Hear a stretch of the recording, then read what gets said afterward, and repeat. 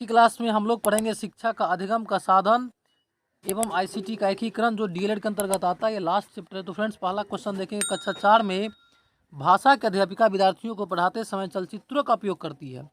इसके पीछे उसका उद्देश्य है, क्या उद्देश्य है? इसका उद्देश्य आपको है विद्यार्थियों के समक्ष तथ्यों को रोचकता के साथ प्रस्तुत करना। इसलिए इसका आंसर हो जाएगा ए। क्या आंसर हो जाएगा? ए हो जाएगा इसका आंसर। ठीक है, चलिए अगला सवाल है शिक्षण सहायक सामग्री के लाभ। इसके क्या क्या लाभ है उसके बारे में हम लोग देखेंगे। इससे पाठ अधिक सरल, रोचक तथा मनोरंजक बन जाता है। बिल्कुल सही। इसके प्रयोग से बालक में पाठ के प्रति रुचि विकास होता है। इसके प्रयोग से शिक्षण में कुशलता आती है। इसलिए इसका आंसर हो जाएगा उपरोक्त सभी। इसका हो जाएगा डी। अगला सवाल है शिक्षण सहायक सामग्री। शिक्षण सहायक सामग्री क्या क्या आएगा? तो इसमें आ जाएगा ज्ञान के स्थायित्व प्रदान करते हैं, शिक्षण शैली में रोचकता उत्पन्न करते हैं, भाषा संबंधी कठिनाइयों को दूर करते हैं। इसलिए इसका आंसर हो जाएगा उपरोक्त सभी। इसका हो जाएगा डी। चलिए अगला सवाल है कि शिक्षण सहायक सामग्रियाँ, इसमें भी सहायक सामग्रियाँ पूछ रहा है। इसमें कौन विद्यार्थी के लिए लाभकारी होती है, अध्यापक के लिए लाभकारी होती है? नहीं, दोनों के लिए लाभकारी होती है, इनके लिए भी और इनके लिए भी। इसलिए इसका आंसर क्या हो जाएगा? सी हो जाएगा। अगला सवाल है कि शिक्षण सहायक सामग्री नहीं है। इसमें आप जो है शिक्षण में सहायक सामग्री इसमें से कौन नहीं है? तो आपको विज्ञान जो है वो शिक्षण में सहायक सामग्री नहीं है। क्यों? क्योंकि विज्ञान एक विषय है, जबकि कंप्यूटर, चित्र, प्रेक्षक, ये सब क्या है? ये सब शिक्षण में सहायक सामग्री है। शिक्षक द्वारा कक्षा में नाटक कराने के उद्देश्य है। इसका उद्देश्य क्या है? नाटक विधा से परिचित कराना, विद्यार्थियों को रंगमंच शब्द अवगत कराना। नहीं, रोचकता के साथ विषय वस्तु को समझाना। इसका हो जाएगा छः का हो जाएगा सी। अगला सवाल है श्रव्य शिक्षण सहायक सामग्री साधन नहीं है, माने श्रव्य शिक्षण सहायक सामग्री का साधन नहीं है। इसमें कौन कौन नहीं? रेडियो तो होगा ही। ठीक है, उसके बाद अगला हो जाएगा भ्रमण। आपको ये जो है ये श्रव्य सहायक सामग्री नहीं है। क्यों? क्योंकि भ्रमण अपने आप में भी एक शैक्षणिक गतिविधि है जो आपको भ्रमण के द्वारा हम लोग बच्चे को सिखाते हैं। अगला सवाल है कि भाषा शिक्षण के संदर्भ में निम्नलिखित में से कौन सी पाठ्य पुस्तकों की उपयोगिता है? तो इसमें आपको हो जाएगा ए। ज्ञान प्राप्ति के लिए पुस्तकें सर्वसुलभ एवं मितव्ययी साधन है। इससे ज्ञान में बहुत ज़्यादा विकास होता है पुस्तक के माध्यम से। अगला सवाल है कि भाषा शिक्षण के संदर्भ में निम्नलिखित में से कौन सी पाठ्य पुस्तक की उपयोगिता है? इसमें से कौन सी पाठ्य पुस्तक की उपयोगिता है? इसमें आपको पाठ्य पुस्तकें शिक्षक को मार्गदर्शन करती है। बिल्कुल करती है। पुस्तकें ज्ञान प्राप्ति का सशक्त साधन है। पुस्तकों के सहारे व्यक्ति बिना गुरु के भी अपना ज्ञान अर्जन कर लेता है। बिल्कुल। पुस्तकें मौलिक चिंतन की सशक्त पृष्ठभूमि तैयार करता है। आज के समय में कितना भी मोबाइल आ गया हो, सोशल मीडिया हो गया हो, चाहे इंटरनेट का साधन हो, फिर भी पुस्तक का अपना महत्व। इसलिए इसका आंसर हो जाएगा डी, उपरोक्त सभी। पुस्तक भाषा की पाठ्य पुस्तक में ऐसे पाठ रखे जाएं जो सरल भाषा से युक्त हो। इसलिए ऐसा हो जाएगा इसका सी। अगला है कि श्रव्य दृश्य साधनों के प्रयोग का तर्क आधार इस तथ्य पर आधारित है कि इससे अध्यापन अधिगम प्रक्रिया सुगम हो जाती है। ठीक है, अगला सवाल है कि दृश्य श्रव्य सामग्री कैसे नहीं होनी चाहिए? माने दृश्य श्रव्य सामग्री यानी कि देखना और सुनने वाला सामग्री ऐसा नहीं होना चाहिए। कैसा नहीं होना चाहिए? जो बालक को विचलित करने वाली हो, यानी सी हो जाएगा इसका। ठीक है, पाठ्यचर्या सहगामी क्रियाएं हैं जैसे गीत, संवाद, अंत्याक्षरी, भाषण, वाद विवाद आदि भाषा और साहित्य को समझने में सहायक है। इसलिए इसका आंसर हो जाएगा ए। ठीक है, पहले पाठ्य पुस्तक भाषा शिक्षण में मुख्यतः क्या सहायता करती है? यानी पाठ्य पुस्तक जो है भाषा में क्या सहायता करती है? भाषा की विभिन्न छटाएं प्रस्तुत करती है। माने जितने भी भाषा की विभिन्न जो घटनाएं प्रस्तुत क्या करती है? पाठ्य पुस्तक। इसलिए इसका आंसर हो जाएगा बी। अगला सवाल है कि भाषा की पाठ्य पुस्तक के लिए पाठों को चयन करते समय क्या सर्वाधिक महत्वपूर्ण है? यानी भाषा की जो पाठ्य पुस्तक है उसको सबसे ज़्यादा जो महत्वपूर्ण है वो है ऐसे पाठ जो बच्चों की संवेदना लोक के साथी बन सके, है ना। माने ऐसा संवेदना बच्चों में विकसित करना है जो एक दूसरे को सहयोग करे, लोक का साथी बने। भाषा की कक्षा में समाचार पत्र पत्रिकाओं का उपयोग यह सुनिश्चित करता है, क्या सुनिश्चित करता है? ये आपको सुनिश्चित करता है कि बच्चे प्रमाणित लेख, समाचार आदि पर अपनी प्रतिक्रिया देने की क्षमता रखते हो। इससे इसका आंसर हो जाएगा सी। अगला सवाल है कि बच्चों को बाल साहित्य उपलब्ध कराने से क्या लाभ है? माने बच्चों को देखेंगे, छोटा छोटा बच्चे के लिए बाल साहित्य आता है तो बच्चों को बाल साहित्य देने से बच्चों को क्या लाभ होगा? तो बच्चों को विविधतापूर्ण भाषिक सामग्री पढ़ने का अवसर देना। इससे बच्चा जो है तर्क करना सीख जाता है। विभिन्न तरह की जो सामग्री पढ़ता है उससे बच्चा जो है अपने आप को रिलेट भी कर लेता है, जिससे क्या होता है कि बच्चों में ज्ञान। भाषा की पाठ्य पुस्तक में ऐसे पाठ रखे जाएं जो केवल व्याकरणिक नियमों का ही अभ्यास कराते हैं, नहीं। अत्यंत छोटे हो, बिल्कुल नहीं। सरल भाषा से बिल्कुल नहीं। बच्चों के परिवरिश से जुड़े हो, इसका हो जाएगा 18 का क्या हो जाएगा? 18 का हो जाएगा डी, बच्चों के परिवरिश से जुड़े हो। उसके बाद अगला सवाल देखेंगे हम लोग। अगला सवाल है कि भाषा शिक्षण में कौन सा बिंदु सबसे कम महत्वपूर्ण है? यानी कि भाषा का जो शिक्षण है उसमें कौन सा बिंदु सबसे कम महत्वपूर्ण है? तो ये आपको है भाषाई अभ्यास, इसका हो जाएगा ए, भाषाई अभ्यास। भाषा की पाठ्य पुस्तक में से संबंधित पाठ होने चाहिए, तो इसका आपको हो जाएगा विज्ञान से संबंधित पाठ होना चाहिए, ठीक है। अगला सवाल है कि उच्च प्राथमिक स्तर पर भाषा की पाठ्य पुस्तक में विविध प्रकार की साहित्यिक रचनाओं के समावेशन का मुख्य उद्देश्य क्या है? तो इसका आपका मुख्य उद्देश्य हो जाएगा विभिन्न साहित्यिक विधाओं की प्रसिद्ध रचनाकर से परिचित कराना। अगला सवाल है कि रसीम अपनी कक्षा को बाहर मैदान में ले जाती है और पर्यावरण पर आधारित कविता पाठ का कार्य करती है। रसीम का उद्देश्य क्या है? मान रसीम का उद्देश्य है मैदान के प्राकृतिक वातावरण के साथ संबंध जोड़ते हुए कविता को समझने का अवसर देना, है ना। इसे कहा कि बच्चे जो देखेगा, बच्चे जो समझे करेगा, उससे बच्चा बहुत कुछ समझता है। इसलिए बच्चा क्या करेगा कि अपने आप को माहौल में जाके पर्यावरण से संबंध करेगा, अट्रैक्ट करेगा, ठीक है। तो अगला सवाल हम लोग देखें, कक्षा 8 के बच्चों के लिए साहित्य का चयन करते समय आपके लिए क्या जानना सर्वाधिक जरूरी है? इसका हो जाएगा बच्चों की भाषिक पृष्ठभूमि, क्योंकि जब तक बच्चों का भाषिक पृष्ठभूमि हम लोग नहीं जानेंगे उसको सही ज्ञान हम लोग नहीं दे पाएंगे। अगला है कि पूरक पाठ सामग्री का उद्देश्य है, पूरक पाठ सामग्री का उद्देश्य क्या है? सहपाठियों की सहायता से पढ़ना सिखाना। उसके बाद है कोई भी भाषा पुस्तक की सभी सफल मानी जाएगी जब, यानी कि कोई भी भाषा पुस्तक तभी सफल मानी जाएगी जब वह बच्चों में उत्साहित्य की धरोहर और वर्तमान साहित्य के प्रति उत्सुकता बनाए, यानी कि बच्चों के अंदर क्या करे, उत्सुकता पैदा करे, उसको और जानने का और पढ़ने के लिए प्रेरित करे, ठीक है। इसी तरह अगला सवाल है कि भाषा की कक्षा को एक समावेशी कक्षा बनाने के लिए यह आवश्यक है कि पाठ्यक्रम को कम कर दिया जाए, ये इसका हो जाएगा ए। उच्च प्राथमिक स्तर पर हिंदी भाषा शिक्षण में सर्वोपरि महत्वपूर्ण सामग्री है, इसमें इसका हो जाएगा आपको अभ्यास पुस्तिका। अगला है कि उच्च प्राथमिक स्तर पर हिंदी भाषा की पाठ्यपुस्तक का निर्माण करते हुए आपके लिए सबसे कम महत्वपूर्ण क्या है? इसमें सबसे कम महत्वपूर्ण हो जाएगा भाषाई क्षमताओं को बढ़ावा देने का अभ्यास करना, ठीक है। अगला है कि बच्चों के लिए अतिरिक्त पठन सामग्री क्यों विकसित की जाती है, यानी बच्चों के लिए अतिरिक्त जो पठन सामग्री है वो क्यों विकसित किया जाता है? तो उसके लिए भाषा ज्ञान बढ़ाने, सामान्य ज्ञान में रुचि जगाने के लिए, इसका हो जाएगा डी। चलिए अगला सवाल में देखेंगे कि भाषा कक्षा में समावेशी वातावरण का निर्माण करने के लिए जरूरी है, यानी कि भाषा कक्षा में समावेशी वातावरण निर्माण करने के लिए जरूरी है। क्या जरूरी है? तो इसका जरूरी हो जाएगा बच्चों को भी विविध दृश्य श्रव्य सामग्री उपलब्ध कराई जाए, क्योंकि बच्चा जो देखता है तो उसको स्मृति बनता है दिमाग में और वो लंबे समय तक उसको याद रहता है। वाले पूनम अपने विद्यार्थी को पढ़ाते समय दृश्य श्राव्य सामग्री का प्रयोग करती है। इसका प्रमुख कारण है कि वह कक्षा के सभी बच्चों को नियंत्रण में रखती है, यानी कि बच्चा को कोई चीज़ दिखा करके, कोई चीज़ सुना करके बच्चे को क्या होता है, उसको एक्टिविटी कराते हैं। उससे बच्चा क्या होता है, इंगेज होता है। इंगेज होने के बाद बच्चा क्या होता है, वो नियंत्रित में रहती है और इससे टीचर और बच्चे दोनों को सहूलियत होता है समझने में भी और बच्चा को नियंत्रण में रखने में भी। अगला सवाल है कि अपने बच्चे अपने चारों ओर लिखित सामग्री को जितना उपयोग होते हैं देखेंगे, लिखित भाषा के प्रति उनकी समझ सहज रूप से बनती चली जाएगी।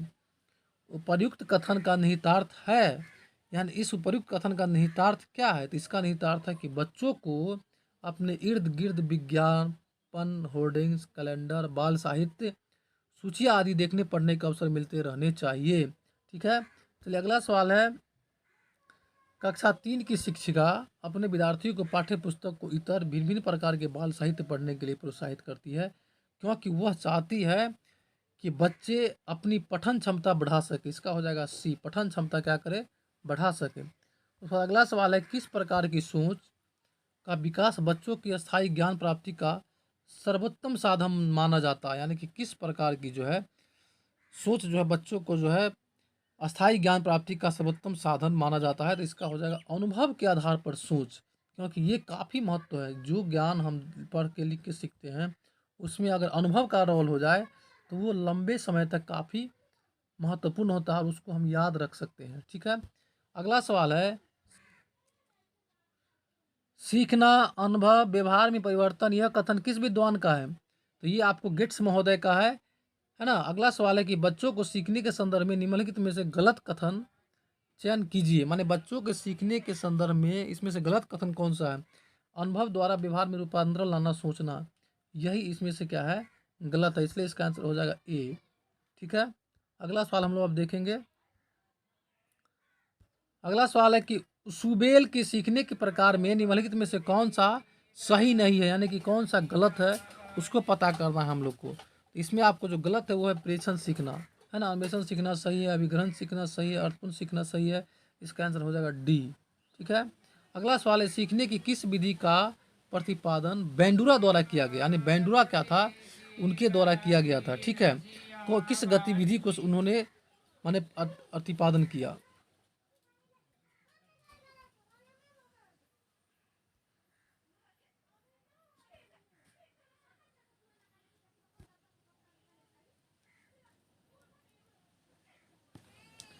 सीखने की किस विधि का प्रतिपादन बेंडूरा के द्वारा किया गया? तो ये किया गया प्रेषण और प्रेषण द्वारा सीखना। इसका हो जाएगा बी। बेंडूरा महोदय जो है प्रेषण द्वारा सीखना बनाया था, बेंडूरा। इसको ध्यान रखिए, काफ़ी इंपॉर्टेंट सवाल है। अगला है, सीखना समृद्धि हो सकता है, माने सीखना क्या है? सीखना समृद्ध हो सकता है कब? यदि वह वास्तविक दुनिया से उदाहरणों को कक्षा में लाया जाए, जिसमें विद्यार्थी एक दूसरे से अंतःक्रिया करे और शिक्षक उस प्रक्रिया को सुगम बनाए। इससे क्या होगा? सीखना बहुत ज़्यादा समृद्ध हो जाएगा। कि बच्चों में सीखने की प्रक्रिया में माता पिता को तटस्थ भूमिका निभानी चाहिए। मैंने बच्चों में सीखने की प्रक्रिया में माता पिता को क्या भूमिका निभानी चाहिए? तटस्थ भूमिका निभानी चाहिए। ठीक है, अगला सवाल है कि को अनुप्रेरित शिक्षण के लिए एक संकेत के रूप में विवेचित किया जाता है विद्यार्थियों द्वारा प्रश्न पूछना। इसका हो जाएगा सी। विद्यार्थियों द्वारा प्रश्न पूछना को अनुप्रेरित शिक्षण के एक संकेत के रूप में विवेचित किया जाता है। ठीक है, ये काफ़ी इंपॉर्टेंट है। अगला सवाल है कि एक शिक्षक के लिए सबसे महत्वपूर्ण क्या है? एक शिक्षक के लिए सबसे महत्वपूर्ण क्या है? तो ये है विद्यार्थियों की कठिनाइयों को दूर करना। क्यों? क्योंकि हम लोग का उद्देश्य होना चाहिए कि बच्चे में जो कठिनाई है किसी भी स्तर का उसको दूर करने का प्रयास करना चाहिए। अगला है, विद्यालय से विद्यार्थियों के भाग जाने का कारण है, ये आपको हो जाएगा डी, समस्या के प्रति शिक्षकों का निर्दयी अभिवृत्ति। इससे भी बच्चा जो है क्या होता है, भाग जाते हैं कक्षा से। ठीक है, अगला है कि एक अध्यापक की दृष्टि में कौन सा कथन सर्वोत्तम है? तो आपको प्रत्येक बच्चा सीख सकता है। एक अध्यापक की दृष्टि में सबसे जो है सर्वोत्तम कथन एक प्रत्येक बच्चा क्या है, सीख सकता है। माने हर एक बच्चा को हम आप उसको अगर सहयोग करें तो वो अपना ज्ञान को बढ़ाने में सफल होगा और वह सीख सकता है। ठीक है, हम लोग अगला सवाल देखेंगे। बच्चे की जिज्ञासा शांत करनी चाहिए, माने बच्चे की जिज्ञासा को क्या करना चाहिए? शांत करनी चाहिए। तत्काल जब विद्यार्थी द्वारा जिज्ञासा की गई हो, तत्काल अगर है कोई जिज्ञासा उसको करना चाहिए। अगला है, एक बच्चा कक्षा में प्रायः प्रश्न पूछता है, उचित रूप में इसका अर्थ है, माने एक बच्चा जो है प्रायः सवाल कक्षा में पूछता है, इसका अर्थ क्या है? इसका अर्थ है कि वो अधिक जिज्ञासु है, वो जानना चाहता है कि सर ये कैसे हुआ, और हम लोग का कर्तव्य है कि उसको बताने का प्रयास करना चाहिए। अगला है कि निम्न आर्थिक स्तर का प्रभाव निम्न में से किस पर नहीं पड़ता है? आर्थिक स्तर का प्रभाव निम्न में से किस पर नहीं पड़ता है? तो ये पड़ता है सीखने की क्षमता पर। अगर बच्चा सीखना चाहे, अगर उसको मिले तो बच्चा सीखने की क्षमता पर आर्थिक रूप से प्रभाव नहीं पड़ेगा। ठीक है, अगला है, बच्चों की रुचि बनाए रखने के लिए आप कौन सी विधि को चयन करेंगे? माने बच्चों में रुचि कैसे बने रहे, इसके लिए बच्चों को स्वयं गतिविधि करने का लिए देंगे, ताकि बच्चा अपना गतिविधि करके सीखे और इससे उनका रुचि भी बढ़ेगा। रुचि में जागरूक रहेगा तो बच्चा ज़्यादा पढ़ेगा और उससे उसको इंटरेस्ट भी आएगा। अगला है कि सीखना व्यवहार में उत्तरोत्तर सामंजस्य की प्रक्रिया है, यह कथन क्या है? यह कथन स्किनर महोदय का है। माने सीखना व्यवहार में उत्तरोत्तर सामंजस्य की प्रक्रिया है। ये किसने कहा? यह कहा स्किनर ने। ठीक है, इस सीखना व्यवहार में क्या है, उत्तरोत्तर सामंजस्य की प्रक्रिया, स्किनर, काफी इंपॉर्टेंट है, इसको ध्यान रखिएगा। अगला सवाल है, सीखने के वे कौन से कारक है जो सीखने को प्रभावित करते हैं? तो वो आपको शिक्षार्थी का शारीरिक व मानसिक स्वास्थ्य, ये भी सही है। प्रेरणा और उपलब्धि का भी प्रेरणा स्तर, ये भी सही है। उत्सुकता और इच्छा शक्ति, ये भी सही, इसलिए इसका आंसर हो जाएगा उपरोक्त सब, इसका हो जाएगा डी हो जाएगा। सीखने की परिघटना में निम्नलिखित में से कौन आवश्यक घटक नहीं है? माने सीखने की परिघटना में आवश्यक घटक कौन नहीं है? इसका हो जाएगा आपको शिक्षक, है ना। क्यों? क्योंकि शिक्षक केवल एक फैसिलिटेटर है। बच्चा का ज्ञान का स्रोत एक शिक्षक नहीं हो सकता, वो केवल फैसिलिटेटर है। ये कब कहा गया है? ये आपको एनसीएफ 2005 में भी इस बात की चर्चा की गई है कि शिक्षक केवल सहयोगी है बच्चे को सीखने में। ठीक है, इसको ध्यान रखिएगा। चलिए अगला सवाल है कि बच्चों के स्व अध्ययन की क्षमता को विकास किया जा सकता है। न्यूटन साहित्य उपलब्ध कराकर, अगर नया साहित्य उसको दिया जाए तो बच्चे को विकास बढ़ेगा, पढ़ने के प्रति उसकी जिज्ञासा बढ़ेगा। जब बच्चा फेल होता है तो इसका तात्पर्य है व्यवस्था फेल हुई। क्यों? क्योंकि सारा जिम्मेवारी इस व्यवस्था पर है। अगला है कि विवेचनात्मक शिक्षा शास्त्र का यह दृढ़ विश्वास है कि शिक्षार्थियों के अनुभव और प्रत्यक्षण महत्वपूर्ण होते हैं, इसलिए इसका आंसर हो जाएगा डी। काफ़ी इंपॉर्टेंट सवाल है ये। अगला सवाल है कि प्रायः शिक्षार्थियों की त्रुटियां की ओर संकेत करती है। तो ये आपको संकेत करती है यांत्रिक अभ्यास की आवश्यकता की। यांत्रिक अभ्यास अगर हो तो ऐसा नहीं होगा। ठीक है, हम लोग देखें अगला, आप देखेंगे निम्नलिखित में से कौन सा सीखने का क्षेत्र है? आपको इसमें हो जाएगा आपको अनुभविक क्या है? सीखने का एक क्षेत्र, अनुभव, है ना। अगला सवाल है कि वे शिक्षार्थी जो समृद्ध ज्ञान और शैक्षणिक दक्षता की हार्दिक इच्छा प्रदर्शित करते हैं उनके पास होता है आपको कार्य परिहार और विन्यास। अगला सवाल है कि जब बच्चा कार्य करते हुए उबने लगता है तो यह इस बात का संकेत है, यानी कि बच्चा जब कार्य कर रहा है तो उबने लगता है तो वह किस बात का संकेत है? तो वह संकेत आपको संभवतः कार्य यांत्रिक रूप से बार बार हो रहा है। अगला सवाल है कि बच्चों में सीखने और सुनने के लिए अधिगम योग्य वातावरण के लिए निम्नलिखित में से कौन सा उपयुक्त है? ये आपको हो जाएगा शिक्षार्थी को यह छूट देना कि क्या सीखना है और कैसे सीखना है, यानी कि ये बच्चा केंद्रित शिक्षा की ज़रूरत है। बच्चा को छूट देने की ज़रूरत है, बच्चा को आज़ादी चाहिए। ठीक है, अगला सवाल है कि सीखने का प्राथमिक मूलभूत नियम संबंधित है। माने सीखने का जो प्राथमिक है वो मूलभूत नियम संबंधित है, वो किससे संबंधित है?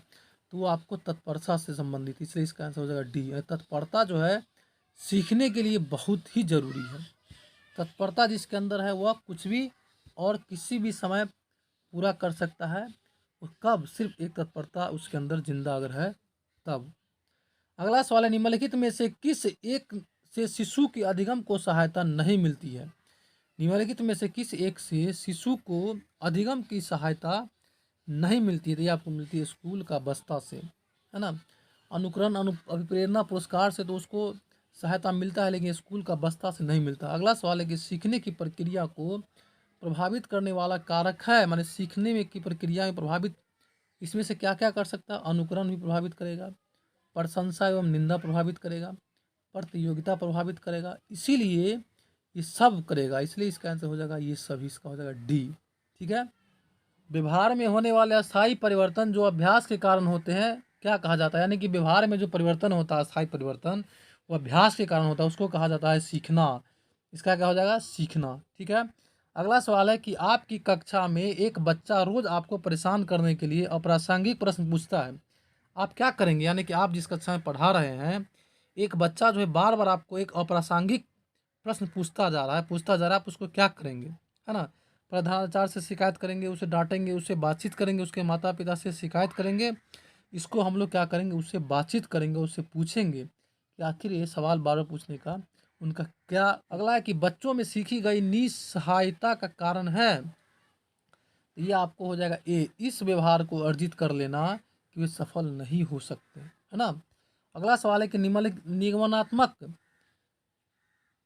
तर्कना में शामिल है, निगमनात्मक तर्कना में शामिल है, इसमें क्या शामिल है? इसमें हो जाएगा सामान्य से विशिष्ट की ओर तर्कना, माने निगमनात्मक में सामान्य से विशिष्ट की ओर जाता है। ठीक है। बच्चे जिज्ञासु प्राणी होते हैं जो अपने चारों ओर के जगत को खोजने के लिए अपने ही तर्कों एवं क्षमताओं का उपयोग करते हैं। बच्चा जो होता है वो क्या होता है, जिज्ञासु प्राणी होता है। वो जानना चाहता है कि आखिर क्या हो रहा है, ये कैसे हुआ, क्यों हुआ, है ना। चलिए अगला सवाल हम देखेंगे, बच्चे को किस प्रकार से सीखते हैं, बच्चे किस प्रकार से सीखते हैं, नीचे दिए गए कथनों में से एक कौन सा इस प्रश्न के विषय में सही नहीं है, यानी कि गलत कौन है। यानी बच्चे किस प्रकार सीखते हैं, इसमें गलत कौन है उसको देखना है। तो इसमें आपको जैसे बच्चे तब सीखते हैं जब वे संज्ञानात्मक रूप से तैयार होते हैं, बिल्कुल सही है। बच्चे अनेकों प्रकार से सीखते हैं, ये भी सही है। बच्चे सीखते हैं क्योंकि वे स्वाभाविक रूप से प्रेरित होते हैं, बिल्कुल सही है। लेकिन इसमें आंसर कौन होगा जो गलत होगा, इसमें गलत कौन है, ये है। बच्चे केवल कक्षा में सीखते, इसलिए इसका आंसर हो जाएगा डी। ठीक है। बच्चों में अच्छे चरित्र के निर्माण के लिए महापुरुषों की जीवनी बच्चों को पढ़ाई जानी चाहिए। माने बच्चों में अच्छे चरित्र कब आएगा, जब उसको महापुरुष को जीवनी हम लोग पढ़ने के लिए देंगे, ताकि बच्चा उसके जीवनी से, उन महापुरुष की जीवनी से वो सीखेंगे और उनके जैसा बनने का वो क्या करेंगे, प्रयास करेंगे। शिक्षार्थियों से यह अपेक्षा करना कि वे ज्ञान के उसी रूप में प्रस्तुत कर देंगे जिस रूप में उन्होंने ग्रहण किया, ये क्या है, ये आपको समस्यात्मक है, क्योंकि व्यक्ति अनुभवों को व्याख्या करते हैं और ज्ञान को ज्यों का त्यों पुनः उत्पादित नहीं करते हैं, वो अपने अनुभव को व्याख्या कर सकते हैं। इसलिए तो आज की क्लास में इतना ही। इसी तरह की क्लास आगे भी देखना चाहते हैं, हमारे चैनल पर नए हैं तो निश्चित रूप से सब्सक्राइब करें, घंटे दबाए कॉल पर क्लिक कर लीजिए, ताकि कोई भी वीडियो हम बनाए आपको नोटिफिकेशन मिले और आपकी तैयारी बेहतर होते चला जाए। अच्छा लगे जरूर लाइक कमेंट कीजिए और अधिक लोगों को शेयर कीजिए, ताकि उनको भी तैयारी होते जाए। थैंक यू, धन्यवाद।